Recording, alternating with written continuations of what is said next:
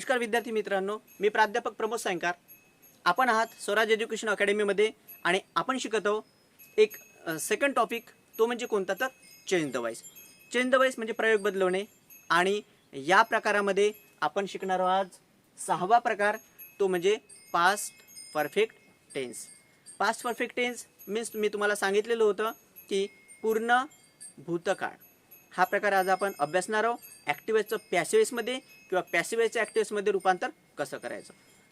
सर्वप्रथम आपण लिहून घेऊया कन्स्ट्रक्शन. कन्स्ट्रक्शन आहे याचं ऑब्जेक्ट प्लस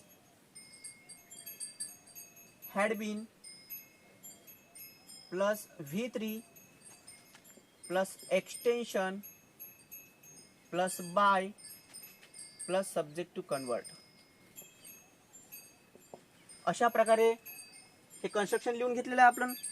हे पॅसिव्हचं कन्स्ट्रक्शन आहे. आणि ॲक्टिव्हचं कन्स्ट्रक्शन जर म्हटलं तर subject plus had plus V3 plus object. अशा प्रकारे ॲक्टिव्हचं कन्स्ट्रक्शन आणि हे पॅसिव्हचं कन्स्ट्रक्शन आहे. Object plus had been plus V3 plus extension plus by plus subject to convert हे पॅसिव्हचं कन्स्ट्रक्शन आहे. चला आपण सेंटेन्सला सुरुवात करूया. सर्वप्रथम आपण ॲक्टिव्हचे सेंटेन्स समजून घेऊया. म्हणजे सेंटेन्स दिलेले राहणार ॲक्टिव्हमध्ये आणि ते करायचे पॅसिव्हमध्ये. त्यानंतर सेंटेन्स राहणार पॅसिव्हचे, करायचे तुम्हाला ॲक्टिव्हमध्ये. He had learn in English. बघा हे sentence he had learn in English. आता या सेंटेन्सला आता सर्वात पहिले काय करायचं की तुम्हाला नियमाप्रमाणे वाक्याचा काळ ओळखायचा आहे. आता त्या वाक्याच्या काळाच्या पूर्वीही तुम्हाला हे ओळखायचं आहे की दिलेलं वाक्य हे एव्हीचं आहे की पीव्हीचं आहे, म्हणजेच ॲक्टिव्हचं आहे की पॅसिव्हचं आहे. आपण बघूया इथे वाक्याची सुरुवात झालेली आहे सब्जेक्टपासनं आणि एंड झाला आहे ऑब्जेक्टपासनं. त्यामुळे आपल्या लक्षात सहज येते की हा जो प्रकार आहे तो ॲक्टिव्हचा प्रकार आहे. त्यानंतर सेंटेन्स ओळखायचं आहे. सेंटेन्स हे कोणत्या काळातला आहे, म्हणजेच सर्वात पहिला नियम काय सांगतो आपल्याला की वाक्याचा काळ ओळखावा. तर वाक्याचा काळ तुमच्या लक्षात येतो subject plus had V3 plus object. म्हणजेच हे सेंटेन्स तुम्हाला दिसून येईल पास्ट परफेक्ट टेन्समधलं. तुम्हाला जर कन्स्ट्रक्शन पार्ट असेल तर नक्कीच तुम्हाला वाक्याचा काळ ओळखता येतो. जेव्हा तुम्ही वाक्याचा काळ ओळखता आणि तुम्हाला माहिती पडते की हे सेंटेन्स पास्ट परफेक्ट टेन्समधला आहे, तेव्हा तुमच्या डोळ्यासमोर पॅसिव्हचं कन्स्ट्रक्शन उभं राहायला पाहिजे. म्हणजेच हे या कन्स्ट्रक्शननुसार आपल्याला काय करायचं होतं, सेंटेन्स वाक्याचा प्रकार तुम्ही ओळखला, काळ ओळखला, काय म्हणत आहे कन्स्ट्रक्शन. सर्वप्रथम ऑब्जेक्ट घ्या. ऑब्जेक्ट आहे इन इंग्लिश, ते लिहून घ्यायचं आहे तुम्हाला. ऑब्जेक्ट लिहून घेतलेलं आहे आपण. त्यानंतर हॅड बीन हे एकमेव इथे तुम्हाला ऑक्झिलरी वर्ब दिसत आहे. ते तुम्हाला प्रत्येक ऑब्जेक्ट सोबत न चुकता जशाच्या तसं तुम्हाला लिहून घ्यायचं आहे. हॅड बीन एकच आहे की ते ऑक्झिलरी वर्ब तुम्हाला दिसत आहे, त्यामुळे प्लस V3 क्रियापदाचं तिसरं रूप. ऑलरेडी इथे क्रियापदाचं तिसरं रूप दिलेलंच आहे. लर्नचं दुसरं आणि तिसरं रूप आहे लर्न, त्यामुळे ते लिहून घ्यायचं आहे. प्लस एक्सटेन्शन, तुम्हाला एक्सटेन्शन इथे नाही दिसत त्यामुळे ते लिहायचं नाही. प्लस बाय, बाय हा शब्द लिहून घ्यायचा. आणि प्लस सब्जेक्ट टू कन्वर्ट, कर्त्याची द्वितीय विभक्ती. कर्ता आहे ही, हिची द्वितीय विभक्ती आहे इथे. हे सेंटेन्स आपण लिहून घेतलेलं आहे. आता या दिलेल्या सेंटेन्सला आपण काय करूया, सपोज हे सेंटेन्स तुम्हाला दिसत आहे परीक्षेला आलेलं आहे किंवा तुम्हाला अभ्यासक्रमाला आलेला आहे आणि इथे लिहून राहणार आहे ब्रॅकेटमध्ये चेंज द वॉइस. फक्त चेंज द वॉइस लिहून राहणार आहे. तुम्हाला असं राहणार नाही की सेंटेन्स हे ॲक्टिव्हायचं आहे तर पॅसिव्हमध्ये करा, चेंज इंटू पॅसिव्हाइज असं राहणार नाही. किंवा पॅसिव्हाइजचं सेंटेन्स आहे चेंज इंटू ॲक्टिव्हाइज असं सुद्धा राहणार नाही. फक्त काय राहणार आहे, टॉपिकचं नाव, ते म्हणजे कोणतं, तर चेंज द वॉइस एवढेच लिहून राहणार आहे. तेव्हा तुम्हाला तो वाक्याचा प्रकार ओळखायचा आहे, प्रयोगाचा प्रकार ओळखायचा आहे आणि त्यानंतर तुम्हाला ते सेंटेन्स करायचं असते. आता हे सेंटेन्स आपण बघूया. In English had been learn by him. तुम्ही बाय वरून ओळखलाय की पॅसिव्हचा प्रकार आहे, पॅसिव्हचं सेंटेन्स आहे. कधी कधी सेंटेन्समध्ये बाय येतो, बाय नसतो सुद्धा. बाय नाही नसतो म्हणजे असं नाही की ते सेंटेन्स पॅसिव्हचं नाही आहे. तर तुम्हाला या ऑक्झिलरी वर्ब आणि या वर्बवरनं आणि वाक्याची सुरुवात यावरून तुम्हाला ओळखता येईल की सेंटेन्स पॅसिव्हचं आहे की ॲक्टिव्हायचं आहे. लक्षात आलं की आपल्याला पॅसिव्हचं सेंटेन्स आहे करायचं आहे ॲक्टिव्हमध्ये, परंतु ते कोणत्या प्रकारामध्ये आहे ते सुद्धा आपल्याला ओळखायचं आहे. तर याचं कन्स्ट्रक्शन तुम्ही बनवायचं आहे. कसं कन्स्ट्रक्शन बनवायचं आहे तर बघा, इथे तुम्हाला ऑब्जेक्ट दिसत आहे, त्यामुळे आपण लिहूया object.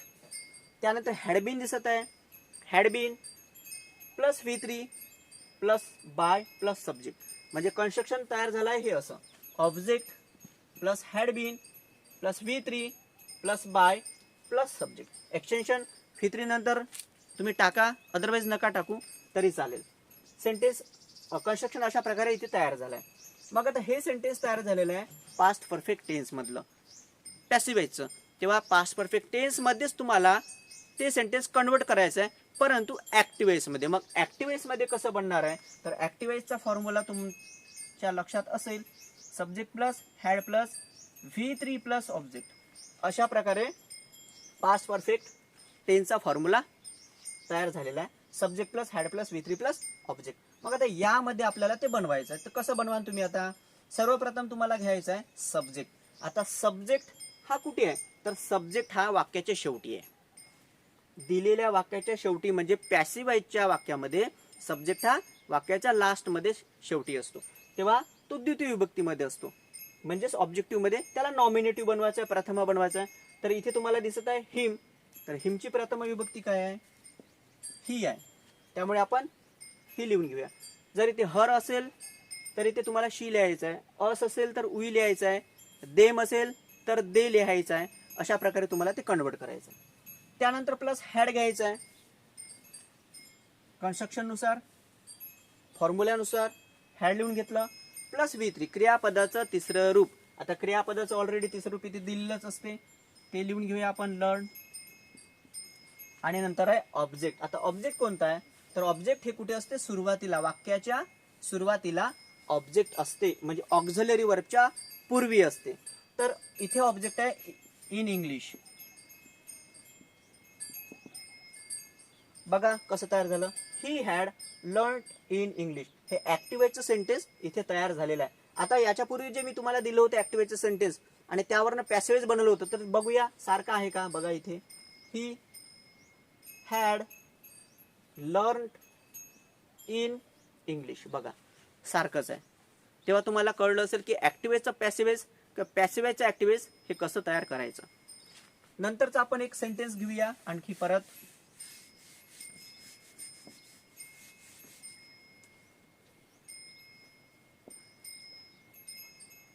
Mohan had gone to temple. बघा, Mohan had gone to temple.